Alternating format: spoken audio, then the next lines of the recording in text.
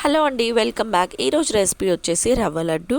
ప్రాసెస్లోకి అయితే వెళ్ళిపోదాం. స్టవ్ ఆన్ చేసుకొని ప్యాన్ పెట్టుకొని నెయ్యి వేసుకొని హీట్ అయ్యాక ఒక బౌల్ మనం రవ్వ వేసుకోవాలండి. బొంబాయి రవ్వ వేసుకొని బాగా వేయించుకోవాలి. గుర్తుపెట్టుకోండి, హై ఫ్లేమ్ అస్సలు పెట్టుకోవద్దు.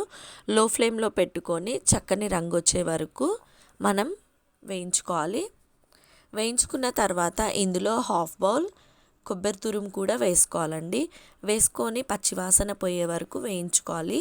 అస్సలు మాడకూడదండి, మాడిపోతే టేస్ట్ వేరేలా వస్తుంది. లో ఫ్లేమ్లో పెట్టుకొని నిదానంగా వేయించుకోవాలి, కలుపుతూనే ఉండాలండి.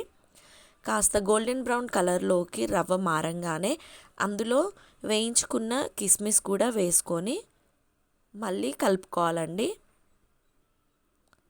చక్కగా కలుపుకోవాలి, కలుపుతూనే ఉండాలి, లేదంటే అడుగు మాడిపోతుంది. గుర్తుపెట్టుకోండి, రవ్వ లడ్డు అంటే చాలా ఓపికతో చేసుకోవాలండి. ఇప్పుడు ఇందులో టేస్ట్కి సరిపడా షుగర్ కూడా వేసుకోవాలి. నేనైతే 1 బౌల్ రవ్వకి హాఫ్ బౌల్ షుగర్ వేసుకుంటున్నానండి.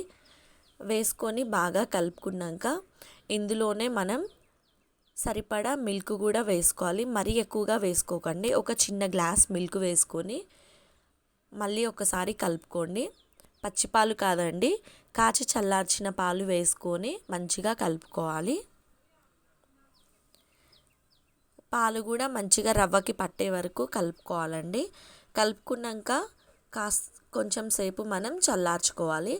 చల్లార్చుకున్నాక చక్కగా లడ్డులాగా చేసుకొని సర్వ్ చేసుకోవాలండి. చూసారా ఎంత సాఫ్ట్గా ఉన్నాయో, చాలా టేస్టీగా ఉంటాయండి.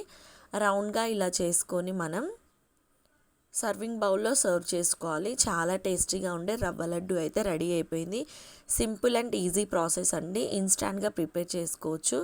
అదే మనం షుగర్ పాకం పట్టుకొని కూడా చేసుకోవచ్చు. ఈ లడ్డు అయితే 2 days నిల్వ ఉంటుందండి.